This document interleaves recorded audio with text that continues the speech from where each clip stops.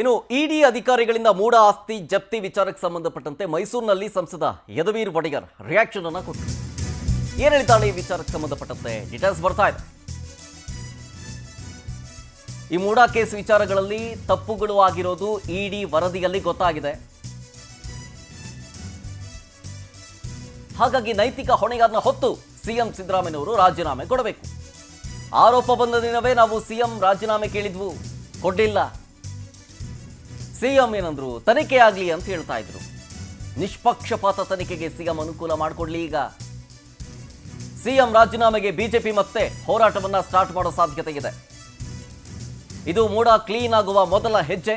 ಮೂಡ ಸಂಪೂರ್ಣವಾಗಿ ಕ್ಲೀನ್ ಆಗಬೇಕು ಅಂತಂದ್ರೆ ಇನ್ನು 2 ವರ್ಷ ಬೇಕು. ಹೀಗಂತ ಮೈಸೂರಲ್ಲಿ ಸಂಸದ ಯದುವೀರ್ ಒಡೆಯರ್ ರಿಯಾಕ್ಷನ್ ಕೊಟ್ಟರು.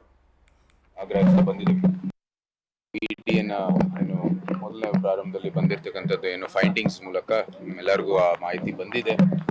ನಾವು ಏನು ಮೊದಲಿಂದಾನು ಕೂಡ ನಾವು ನಮ್ಮ ನಿಲುವು, ಪಕ್ಷದ ನಿಲುವು ಇರ್ಬೋದು, ನಮ್ಮ ಮೈಸೂರಿನ ಭಾಜಪನ ನಿಲುವು ಇರ್ಬೋದು, ನಂದೇ ಆದ ವೈಯಕ್ತಿಕ ನಿಲುವು ಇರ್ಬೋದು, ಮುಖ್ಯಮಂತ್ರಿಗಳು ತಮ್ಮ ಒಂದು ಜವಾಬ್ದಾರಿಯುತ ಸ್ಥಾನದಲ್ಲಿರೋ ಕಾರಣಕ್ಕಾಗಿ ಈ ಒಂದು ಏನು ಹಗರಣ ಆಚೆ ಬಂದಿರೋ ಕಾರಣಕ್ಕಾಗಿ ತಮ್ಮದೇ ಆದ ತವರು ಕ್ಷೇತ್ರದಲ್ಲಿ ಒಂದು ಏನು ಮೈಸೂರಿನ ಅಭಿವೃದ್ಧಿಗೆ ಒಂದು ಇತಿಹಾಸ ಇರುವಂಥದ್ದು ಸಂಸ್ಥೆ ಮೂಡ, ಅಂಥ ಸಂಸ್ಥೆಯಲ್ಲಿ ಒಂದು ಹಗರಣ ನಡೆದಿರೋ ಕಾರಣಕ್ಕಾಗಿ ಅವರು ತಮ್ಮ ರಾಜೀನಾಮೆ ಕೊಟ್ಟು ಒಂದು ಫ್ರೀ ಆಗಿರುವಂಥದ್ದು, ಅವ್ರದ್ದು ಪ್ರಭಾವ ಇಲ್ಲದೆ ಇರುವಂಥದ್ದು ಒಂದು ಸಂಸ್ಥೆ ಮೂಲಕ ಇದು ತನಿಖೆ ಆಗಬೇಕಾಗಿ ನಾವು ಅಂದಿನ ಕಾಲದಲ್ಲಿ ಆಗ್ರಹಿಸ್ತಾ ಬಂದಿದ್ದೀವಿ.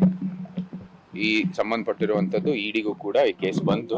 ಯಾಕಂದ್ರೆ ಅವರ ಒಂದು ಏನು ಅಲ್ಲಿ ಡಿಸ್ಪ್ರಪೋರ್ಷನೇಟ್ ಏನೋ ಸೈಟ್ಸ್ ವಿಚಾರ ಬಂದಾಗ ಅವ್ರಿಗೂ ಕೂಡ ಅದು ಬಂದಿತ್ತು. ಆ ಸಮಯದಲ್ಲಿ ಅವರು ಕೂಡ ಒಂದು ತನಿಖೆ ಮಾಡಿದ ನಂತರ ಇದು ಹಗರಣ ಏನಿದೆ ಅತಿ ದೊಡ್ಡದು ಅಂತ ಹೇಳಿ, ಅದು ಬರೀ ಈ ಏನು ಸಿದ್ದರಾಮಯ್ಯ ಅವರ 14 ಸೈಟ್ ಅಲ್ಲ, ಏನು 300 ಕೋಟಿ ಅಷ್ಟು ಹಗರಣ ಆಗಿರ್ಬೋದು. ನಂತರ ಏನು 142